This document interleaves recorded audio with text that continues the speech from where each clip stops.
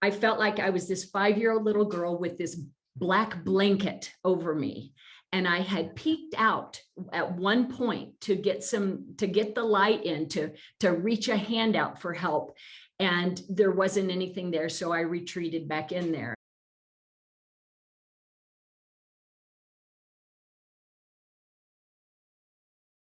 And it wasn't until years later when I was in therapy, and I remember asking, I just remember saying, I just don't understand. Why didn't I speak up again to my parents? And he said, Leanne, you did, but you didn't see anything come of that. So you took it on yourself to protect yourself.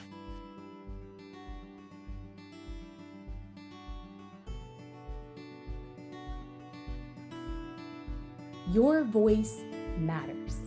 And your voice is not just bringing light to abuse. Your voice is inspiring other people who are coming behind you, who are saying, wow, that is inspirational.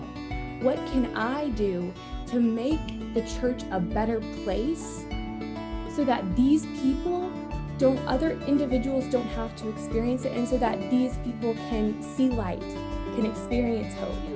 We're actually fighting the hardest for the health of the church and for the gospel in and of itself. This is what it's about. It's about bringing life and freedom and bringing darkness into the light. And everyone has a choice, and we have to honor and respect those choices. And we can do everything we can to help them get out from under there, but we can't take the blanket off of them for them. They have to be the one to do that.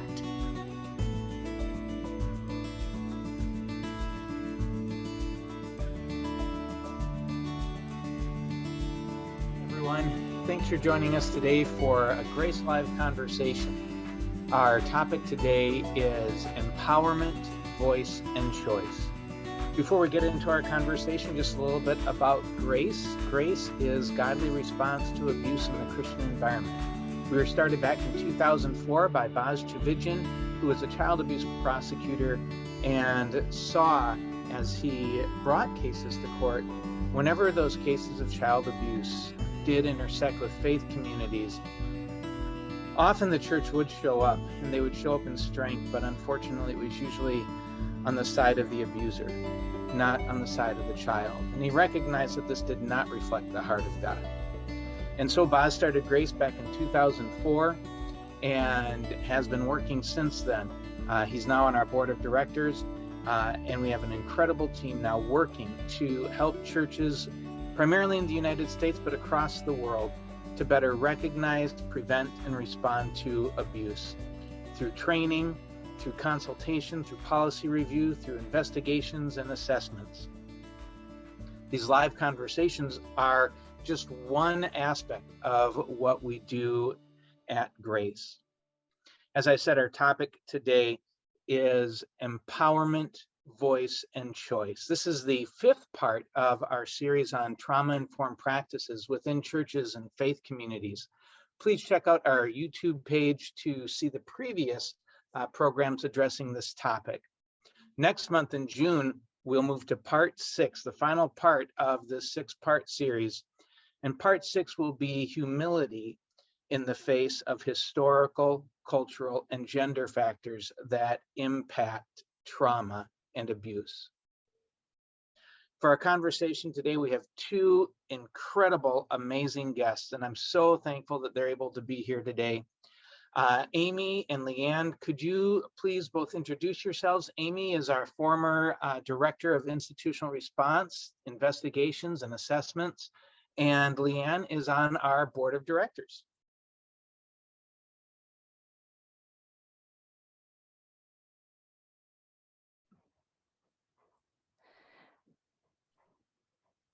I'm Leanne Mellado. Sorry about that, Amy. And I am speaking with you from Colorado, where we just got 16 inches of snow here this last weekend. But I have served on as volunteer and staff members of churches over the last 3 decades, and am a survivor myself, as well as an advocate for many women in a situation that came up not too long ago that many are familiar with. But I am privileged and honored to be a part of Grace on the board, and love the work that Grace does, and to inform and support both survivors and church leaders in approaching this topic. And I'm Amy. I'm really grateful to be here this morning. Just Grace is such a close, near and dear to my heart. I've been not presently with Grace. I'm taking a little bit of a reprieve, but since 2012, have been a part of the Grace team, largely working in Grace's investigative arm. So I've been a part for the last decade of pretty much almost all the investigations that Grace has done. Had some parts, even if small part in. So I'm a licensed attorney. I'm coming to you from the state of Texas today, and just really grateful, Pete, for you and for what you're doing at Grace, and just really honored to be alongside Leanne today and just talking about this important topic today. Awesome. Thank you both so much. We'll have a bit of a conversation, and during that conversation, if you have thoughts or questions along the way, please do put them in the chat or the Q&A, and at the end, we'll probably be able to take 10 or 15 minutes or so to try and get to some of those questions. So please don't hesitate to put them either in the chat or the Q&A, and Zane will monitor them and then help us to answer those questions toward the end. Today, we're talking about empowerment, voice, and choice as a key principle of trauma-informed practice in general, but especially in faith communities. This is so essential because when abuse occurs, when trauma occurs, just by its very nature, these things strip power away from a person. They strip power away, they silence the person, and they remove choice. And we have to ask ourselves as the church, how do we walk alongside somebody to help them take back some of the power that was taken from them, to help them take back some of the voice that was silenced, to be able to make some of those choices that they were stopped from making? This is central to our role as the church when we interact with a person who has experienced trauma. So how can we do that? Well, the first thing that we need to do is we need to understand how we're doing right now. As a church, how are we doing in helping people who've experienced trauma find that empowerment, voice, and choice, especially if that trauma may even have occurred within our midst? And Amy and Leanne, I know you both have some thoughts and some insights, some examples of stuff that's going on in the church right now that doesn't necessarily paint a super picture, but still does give us hope for what can be. Yeah, and as we'll have this conversation, you'll see a lot of my, where I speak from is my own personal experience and things. And Amy will have a more broader perspective, having done many cases, worked alongside people in that respect. But just in looking at even, in my own personal life and what's going on today, it's really obvious that, for a variety of reasons, people are gaining a voice, whether it's social media platforms or this or that, but those voices are coming out. Oftentimes they come out in messy ways, but there's oftentimes those messy ways have been because they were responded to poorly when they were first brought up. And, and I think it's a challenging time for the church right now. One of the dynamics that I think is at play is that, I grew up in a strong Christian home, warm, loving parents, and, a community around. And I've been in the church my entire life and have seen there's some really, really good people there with really, really good intentions. And the charge to the many of us and especially in leadership in the church has been to protect the church, and at all costs, and against the evil one, against the enemy. And I think that as those two things converge, of protecting the church with the voice of the trauma and people that have experienced traumatic events or have been abused in the church, those two things coming together, sometimes the church has been seeing those as that's the enemy, and that's what needs to be suppressed. And so I think we're at a challenging time to ask ourselves, how do we approach that? What's the right way to approach something that's very dark and very painful and very traumatic for everyone involved? And and I think we've been, it's obviously been in the news that we've not acted as church leaders always in the right manner. And so, Amy, you could probably speak to a lot more general. Yeah, I mean, I think that, in my experience, and, I'm speaking broadly, there are always exceptions, but in my experience, churches rarely take that posture of, okay, let's listen, let's hear you out. How can we as church leaders empower you to get your voice, to tell your story, to essentially start you on a pathway towards get counseling, healing. Obviously, you may never have full healing from this journey, but just in my experience, in churches that I've been in, the posture, like you're saying, Leanne, is to defend, to put the walls up, to protect the institution. And, I was just telling the team when we were debriefing before this, I couldn't sleep last night because the SBC report came out yesterday, and just the gravity and the weight of that report. And I think there's this misnomer that, oh, these survivors must be so relieved that they finally have this investigative report.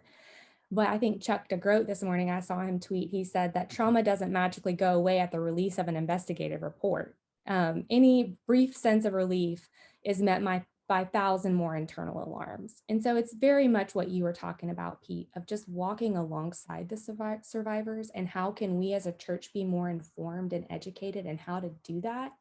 I think another example from the SBC report we saw was, one of the things was that survivors coming forward was viewed as a satanic scheme to completely distract us from evangelism.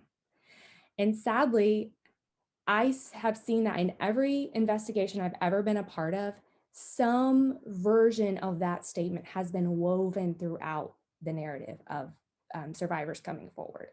And it's devastating, because what it does is it isolates, it further strips, it further disempowers people who are trying to come to a place which really should be the safest place for survivors.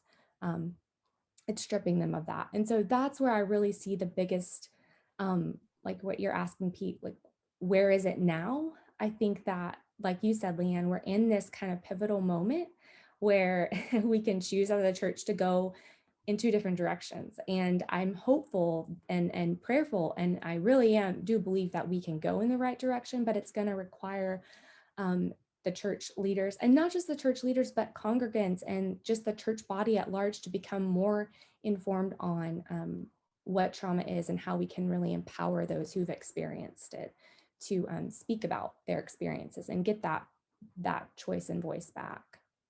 Yeah, one of the most moving conversations that I've had with a survivor, she was just weeping after being sexually abused as a child by somebody on the mission field. And when she came forward about the abuse, was told, you can't tell anyone, because if you tell people, then the person who abused you won't be able to preach the gospel anymore. And that means people will go to hell if you tell that he abused you. Do you really want people to go to hell? And it's an incredible way to just silence the voice of a child, to silence survivors. But both of you brought up the church really being at this pivotal point where we've got so many examples of how we've gotten it wrong. There are definitely some examples where we've gotten it right. Recently, we just did a consultation with a church, and we got done with that consultation, and I had done it with Mike, our director of safeguarding, and we just looked at each other and we said, I think we just talked to a church that gets it. And it was so amazing, because it was a church that got it, that understood and was just so trying to do the right thing and listening for what is the right thing. It was incredibly powerful. But we are at this pivotal moment, and that means we'll talk in a little bit about what the church can do to either go back in a wrong direction or to go forward in a good direction. But just laying the groundwork, a lot of this is going to end up being driven by survivors. How can a survivor speak up? How can a survivor have their voice? That's one of the things that people often ask me. I'm a survivor. What can I do? I'm a survivor. How can I speak up? From your experience, how can a survivor speak up? How can a survivor have voice? Well, having been on both sides as a survivor and also as an advocate walking alongside survivors, my journey, in fact, my position as an advocate became informed by my own experience as a young child. And I have memories of abuse happening between the ages of 5 and 12. And I only know the date of 5 years old because my mother, when I was in my 20s, told me about a time that I had come to her to tell her about a situation. And it was my grandfather, who was a retired pastor. And I had came to her and said he had kissed me and put his tongue in my mouth. And my mother and my father, who I know loved me dearly, did the best thing that they knew to do, which was to go to their pastor for advice. And when they went to the pastor for advice, he is a very loving and kind man as well, very well intended. But his advice was just keep an eye on it. Now, for a 5-year-old that has, just taken the step of, bringing something very tender to the person that they knew as an authority over them, and then not seeing anything happen after that, I never again went back to my parents to say anything, and I began self-preservation as my mode of protection there. And it wasn't until years later when I was in therapy, and I remember asking, I just remember saying, I just don't understand, why didn't I speak up again to my parents? And he said, Leanne, you did, but you didn't see anything come of that. So you took it on yourself to protect yourself. And I look at that, and my work with my therapist from that point on was the hard work that I needed to do to find my voice. And there was an illustration that we used, and there was a very visual illustration for me, as I felt like I was this 5-year-old little girl with this black blanket over me. And I had peeked out at one point to get the light in, to reach a hand out for help. And there wasn't anything there. So I retreated back in there. And my therapist at the time said, Leanne, your work is to figure out what is it going to do to help lift this blanket from you and to come out from under this darkness and into the light. And I had to do my own internal work. And, my process and my journey, I think it's going to be different for every survivor. But the first step is to reach out and to be informed of what happened. Not that it was, it wasn't just something, and you can hear all kinds of survivors talk about, well, it was my fault or this or that. You have to be informed, and you have to be informed by a wise counselor, a wise, people around you. And you have to reach out for that and to go down that path. But you have to understand what are the dynamics that actually happen, power differentials, and all of these different things that have been involved there. And so as I went through that journey, and then when I had a friend that reached out to me to make a confession, it wasn't even an allegation, it was a confession at the time. My first visual instinct, the visual that I had was her small hand reaching out from under her dark blanket that she was in and reaching out for help. And, my father, after we had, like I say, I was in my 30s at this point, and I told my father about what I had, because I never thought I'd ever told my parents about it. And my father wrestled with it for about 5 years. And in one very poignant moment, when we were sitting down, he looked at me and he said, Leanne, out of the blue, I've been thinking about what happened to you. And I just kept thinking, what more could I have done? And so those words to me, I held on to, and that was what was ringing in my ear when I had a friend reach out for help. And I didn't want to get to the end of my life and be asking those questions of what more could I have done? And so, I walked with my same counselor. I brought him into the picture of what was going on with my friend and the confession that she had made. And he coached me along the way as an advocate. And he said, Leanne, you have to get her to the place where she has a voice, where she feels enough strength to stand up and to confront this. So my journey was with her for months and months and months, giving her information on what clergy abuse is, giving her information about power differentials, providing resources to the degree that I knew of them to her to inform her. And the truth of the matter is, we can do that, but it's not always going to end up where we would like it to end up, because she had a choice.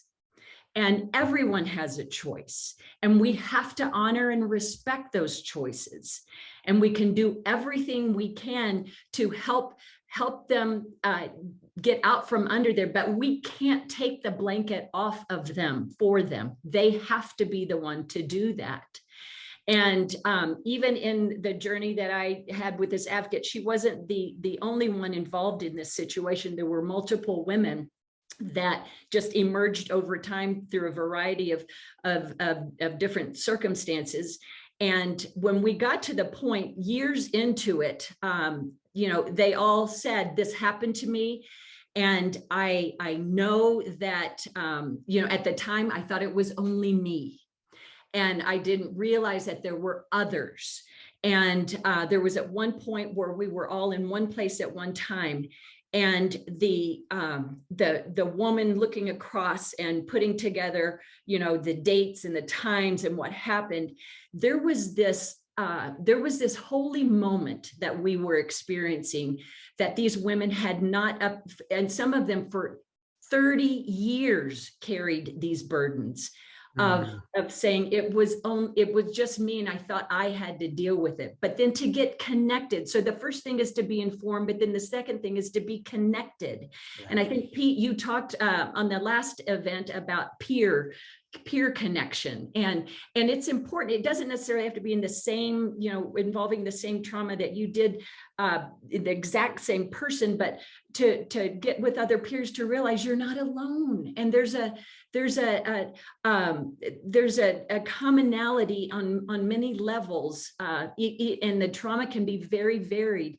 But to realize that you're not alone, and that connectedness, it can actually help strengthen that voice. And in our process, we got to the point where these women, came forward and were talking to each other, but they still didn't, they weren't okay enough. They weren't strong enough to come public with it. And it wasn't until there came a time where there was a young woman that at the present day, things were happening with this certain pastor as well. And the women, one by one, said, it's one thing for me to carry my own burden and to process my own burden, but now I see that it is continuing to happen. And the victims are now the age of my children. And this has to stop. And that was the piece that gave so many of them the confidence and the strength and the empowerment to stand up. And to your point, the trauma isn't over when it becomes public. In fact, for many, many, many of these survivors, the trauma continues just on a different level. And for them and for us as advocates, the amount of the scripture being thrown out or being labeled as this is not of God, tearing down the church, and our voice, and it was such, we kept saying, this is not about any one person, any one survivor, even a collection of survivors. This is God's moving here in ways that we can't understand. And I firmly believe that, to our point earlier, it's not that we were representing the opposite or the enemy view. We're actually fighting the hardest for the health of the church and for the gospel in and of itself. This is what it's about. It's about bringing life and freedom and bringing darkness into the light. God's not afraid of our darkness. I mean, scriptures are full of very dark stories. God never tried to hide that. God never tried to image protect any of that when he really could. But it's a story of redemption. He's not afraid to see our darknesses, and he's not afraid to see that. And, and even in my own personal journey in this, for many, many, many years, and especially as a little girl, I had two thoughts. One was, my grandfather had a problem and I needed to stay away from him. That's as a 5-year-old. You have to understand that was a 5-year-old thought there. And then the second one was, why, God, I know you see this happening. Why have you forgotten about me? And when we went through what we went through, to see this whole exposure and the empowerment of these survivors that we walked alongside, to see them come out from under. In fact, one of them described that they felt like they were just under this dark cloud for years that they didn't understand, and for the first time they felt like they were coming out from that. And for me to see that, the one thought that crossed my mind that I feel like that God breathed through it was, I haven't forgotten any of you. Wow. And so it's a journey and the story's not over. We're still in the process of journeying through this, and it will never be over for trauma victims and trauma survivors, because Pete, as you mentioned earlier, the implications of trauma go so deep.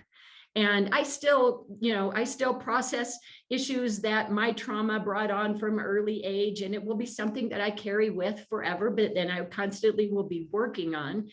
but we can't be afraid to go into that and to bring it to light. And and I think as church leaders, we have to understand that perspective of bringing this to light is bringing this person into the more image of God. And Amy, I know you've spoken beautifully on this, talking about seeing people in the image. And so, yeah, I mean, that's. Wow, Yeah. that was Leanne, really powerful. so powerful. I mean, as someone who works in this field, I don't have a personal experience of abuse, but we all enter certain fields for a certain reason. And I do have a reason for why I feel like God called me to this field. And when you're talking about Pete, what can survivors do? I just want to say to every survivor listening today, you matter.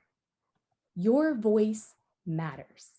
And your voice is not just bringing light to abuse. Your voice is inspiring other people who are coming behind you, who are saying, wow, that is inspirational. What can I do to make the church a better place so that these people other individuals don't have to experience it, and so that these people can see light, can experience hope? What can I do? And so I just want to tell every survivor listening today that your voice does matter. I am sorry if you have ever felt like your voice has been stripped from you when you have disclosed abuse. In all of my experience, the number one thing I hear from survivors tell me the most is that they spent more time in therapy over the church's response than they did to the actual abuse itself. And that breaks my heart, because the church should be a safe place. And so I just want to start by saying that, and then also say, I echo everything Leanne said, but also I think that sometimes when we are, I've talked to a lot of survivors who are going before a church elder board, or they want to, for the first time, tell their story, or, they hear of another survivor who's had a similar experience by the same perpetrator. So they now feel empowered to come forward. And they're like, what do I do? How do I do it? And my first reaction is, I'm going to breathe. And I'm not going to say what I'm thinking, because what I'm thinking is, are you sure? Are you sure? Because I've just seen so much harm happen as a result of this. It's not funny. It's very sad. And the number one advice I always give is take a support person. Take a support person. And sometimes people ask me, like, should I take an attorney? And I think that there's a really big misnomer in church culture that you should not take an attorney, that an attorney would be intimidating. I would tell survivors, don't be afraid to take an attorney. If it's a trauma-informed person, if it's someone who understands the legalities of the issues at play, if it's someone you trust, whatever it is, whether it's a friend, an attorney, a counselor, take someone with you that you trust, someone that can help. If in the moment it gets too much to you, they can say, we need a break, or they can say, this meeting's over, or they can say, we're done now, we're gonna leave, and then they can help you kind of recalibrate after the meeting. So that would be my number one advice for survivors, that, I feel like sometimes I've seen survivors who've gone and kind of blindsided because they go to their church leader thinking that they're gonna receive help, and they don't. And then it's the after effects of that are just, it's a downward spiral. And so if there's any way you can take a support person, that would be, my advice. And just, yeah, I have so much to say on the side of church leadership, but I know we're going to get to that in a minute. Yeah, wow. Thank you both. Those were just so powerful. Recognizing that sometimes people aren't quite at the point where they're ready to really be vocal and visible with their voice. And even that is, the person gets to choose how and when. Just in your story, you illustrated that, Leanne. The person gets to choose how and when to raise their voice. And trying to push a person to do that before it's time is just continuing to take power away. And the importance that you both brought up of having good information and having good support. You head into that meeting with the church with your hopes so high, And sometimes those hopes come to life. Very often they don't. And you need somebody to be with you if it does not go the way that you had hoped. Sometimes it takes churches a little while. Sometimes churches aren't going to move. And sometimes they are primed and ready, and you don't know which situation you're walking into. So as both Leanne and Amy were saying, to have that person with you is so incredibly important. So that was really deep. That was so powerful. So we've got a little bit of the history. Where are we at now? But we've got ways in this pivotal time that survivors can raise their voice, that survivors can be heard. And it might be speaking to church leadership. It might be speaking to other friends. It might be something on social media. It might be so many different ways that you can raise your voice, both for yourself and what happened to you, and systemically, to raise your voice about things that you see in the whole system that need to be addressed. But then it comes back to, even when you do raise your voice, sometimes organizations aren't going to listen. Sometimes they will, but sometimes they won't. Sometimes they'll listen, and sometimes they will actively silence you. Amy and Leanne, can you help us understand, one, why? Why would the church try and silence survivors? And two, help us to spot some of the common ways that is done. Well, the general answer to your question, Pete, is I don't know, because there's a lot of reasons. And I think every individual, every church, number one, and then every individual within the church are carrying their various reasons why they do anything, and so it's, it would just be a guess on our part, of as to why is this happening? And for me, if I take the lens, it depends on the lens that I look at. If I look at it from the lens of a very negative perspective, I could list out all different reasons why these people are evil or whatever. It's not helpful. We all have our own baggage that we carry around with us that causes us to make certain decisions that aren't the best. I mean, it just happens. But if I look through it through the lens of, and hopefully as I learn to look through the lens of seeing people as God sees them, I see there are really good people with really good intentions in this. And, as I mentioned before, I think my parents had very good intentions. I think the pastor had very good intentions. And, and I think even the church that we, brought the situation to, I think they even had very good intentions. And, what I look at it sometimes, and I think, I feel like you're trying to protect the institution, protect the church, which we should protect the church.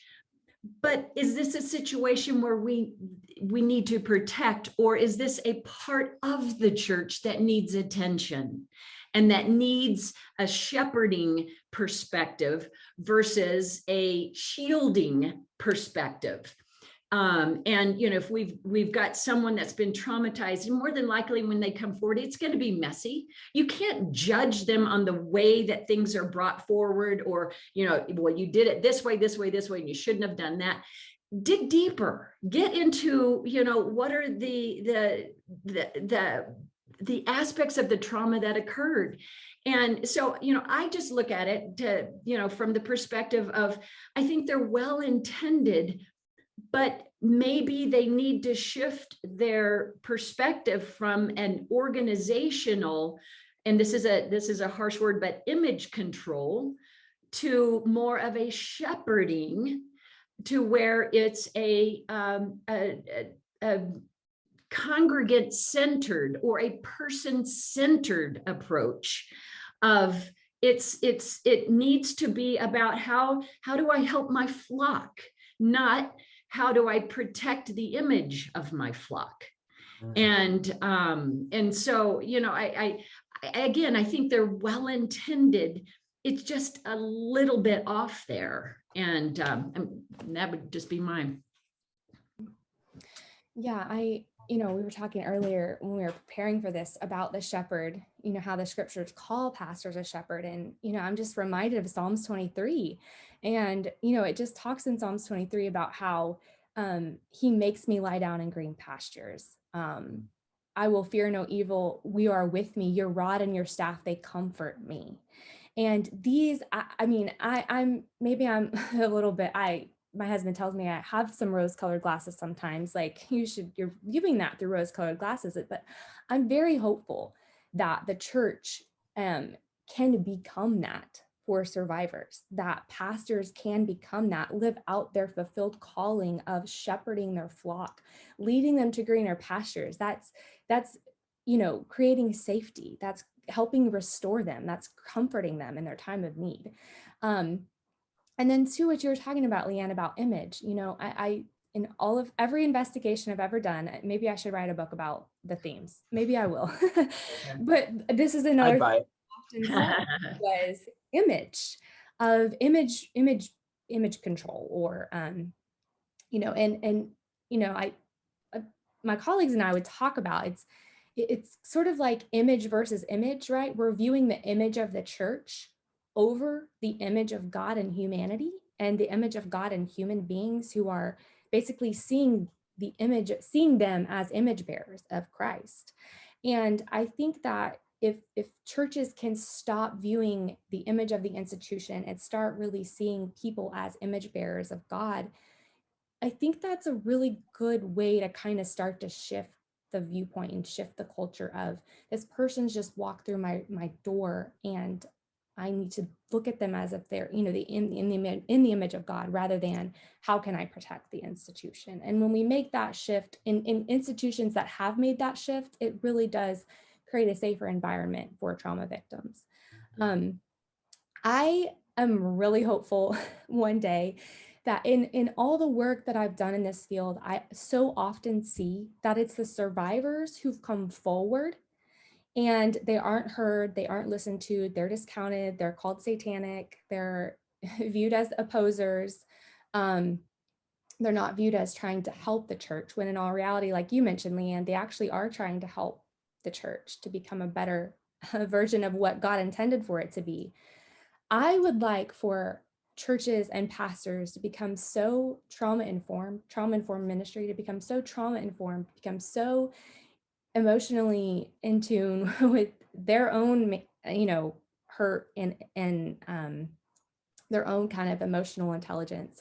And so just such a safe place that when survivors come forward with abuse, they're not the ones that are having to carry the weight of helping churches to see where the church needs to go. Because in my experience, that's how it is. The SBC, I know we keep coming back to that, but it's really what's fresh on my mind, was released yesterday. And we saw, I became aware of that a lot of the stuff that's happening in the SBC, I became aware of that in 2012. That was 10 years ago. Many of the survivors raised awareness about this in the 90s. And yet here they are 20 plus years later, and they have been ostracized, called horrible names, all of these things. And people, well, they're kicking and screaming. Of course, because, I have young children. My children scream because they feel like they're not being heard. And that's the thing that I think that, I have so many conversations with even just friends of, I can't believe that someone would handle it that way. They just post it on Facebook or whatever. And I'm like, it's because they've tried other avenues and they don't feel heard. They haven't been heard. They haven't been empowered. They haven't been given their voice back. They've been silenced. And I think if ministries can understand how to be more trauma informed, my hope is that pastors would be, like you talked about earlier, Pete, walking alongside.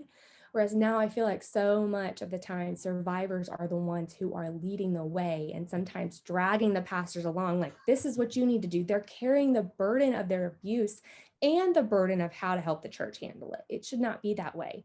The church should be so informed that once it's brought to light, the church can say, how can we help you? What are your desires? We're going to be so trauma informed that we can walk with you through this. And we're going to, I don't want to say the word take it from here because you don't want to take their power away from them, but basically, like, we are so trauma informed that we can help guide you through this.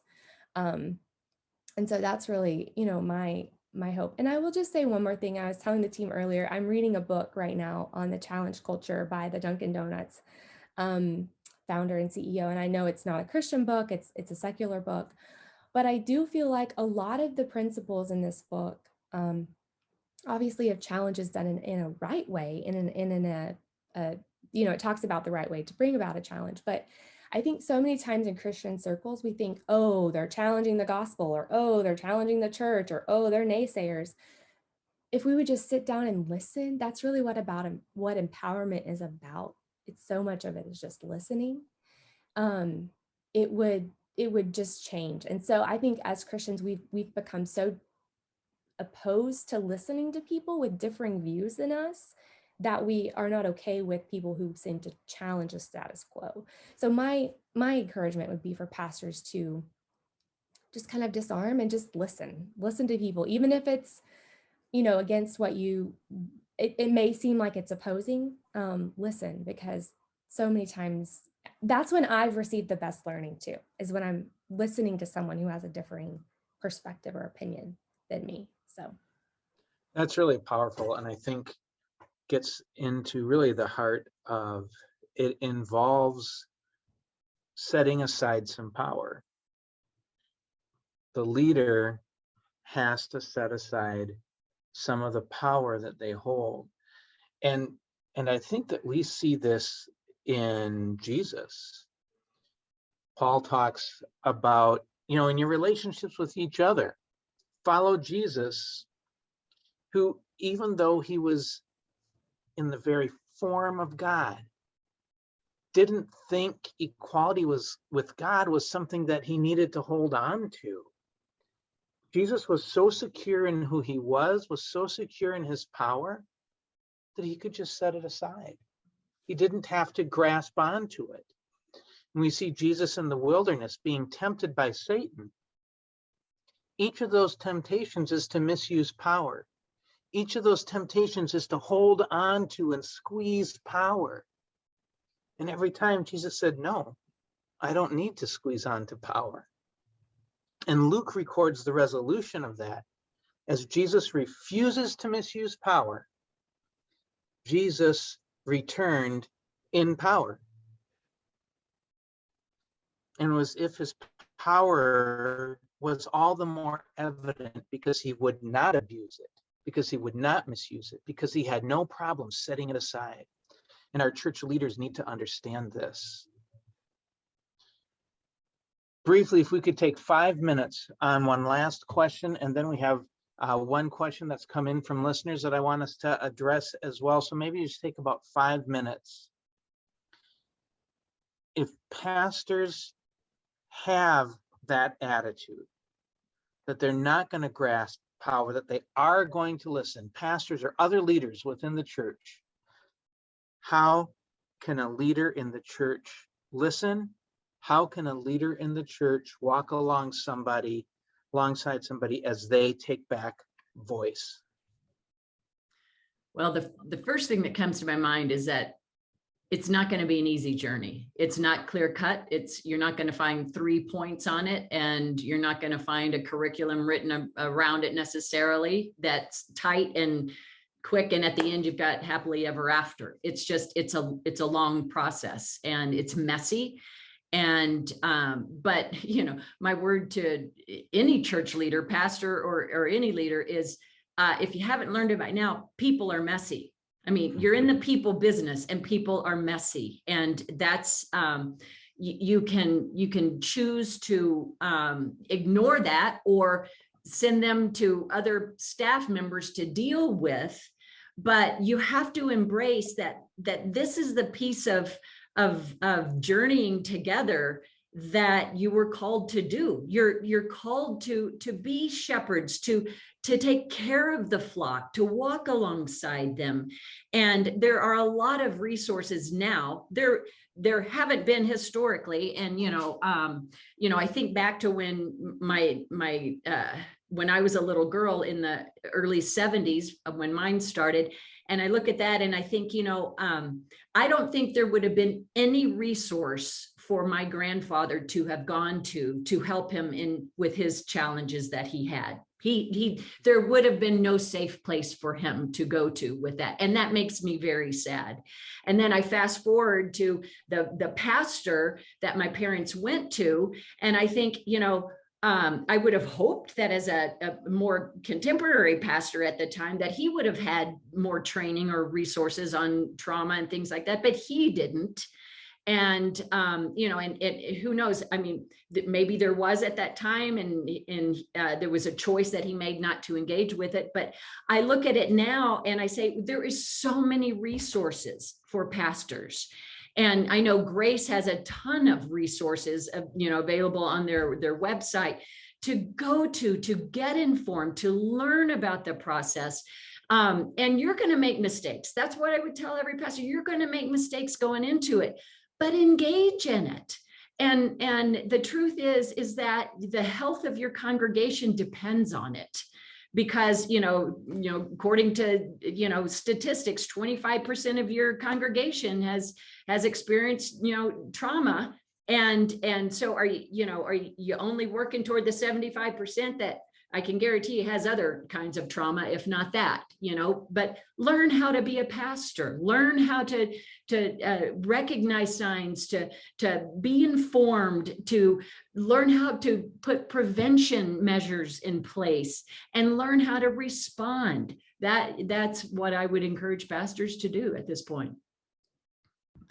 Yeah. And, one study, Leanne, says that as high as 68% of Americans have experienced some form of trauma. It may not be sexual abuse, but some form of trauma.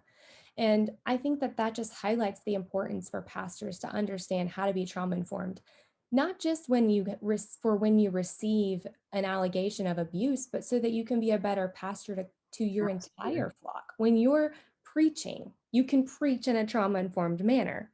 Everything that you do. And, I know some smaller churches may feel like we don't have the resources financially to really become trauma informed or get the training or do all the things, but there are a lot of free resources out there. And, this may sound a little simple, but I always say, like, when all else fails, start with empathy. Mm-hmm. When all else fails, just reach into the depths and the core of who you are and just try to muster compassion and empathy. That is the starting place for becoming trauma informed. And I think that when we can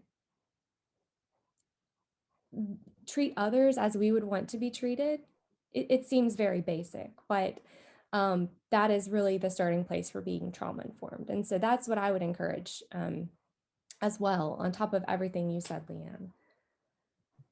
Great. Thank you both very much. Just real quick follow-up on one of the things you mentioned, Amy. You mentioned that often, especially if it's a small church, they may not have resources to get some of the education, some of the training, some of the policy reviews and things that they might need. If you're part of a faith community that finds yourself in that position, either because of size, because of operating budget, because you're focused on maybe marginalized or disenfranchised communities, please head to the Grace website, www.netgrace.org, and follow the link to the Every Church Empowered page. Every Church Empowered is a fund that Grace has available to help churches that, either because of size or operating budget, or because they're focused on maybe marginalized populations, or just don't have those resources to be able to participate in some of the things that Grace has available. So please head to our website and check that out. With our last few minutes, we've had a couple of questions come in, and these are some pretty deep questions. First one that came in: I recently left a church that was spiritually and emotionally abusive. However, I'm still left with the memories and fears of moving on to a new church for fear that abuse will happen again. How do I create a smoother transition to a new church while still experiencing the pain and memories of the past? Wow, that's a question that many people have asked, and I would imagine continue to ask. My best advice on that is to walk with a counselor, a therapist, someone that can help you walk through that, because it's not easy.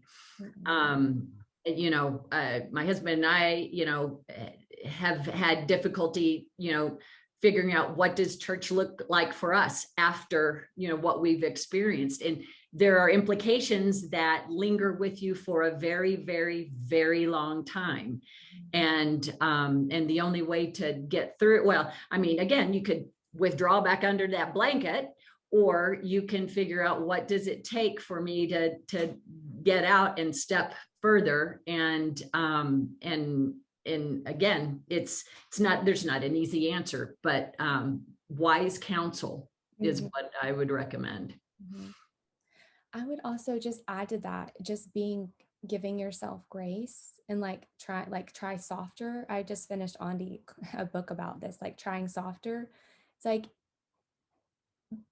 I've experienced this a little bit too, because of the work that I do. I've seen the underbelly of the church and the worst of the worst, right? So sometimes it's really hard. It feels really hard to function in a church, like when you've seen that. And so I've had to come to a place where it's like, I'm going to just give myself grace, and I'm going to keep taking steps and keep going on this journey.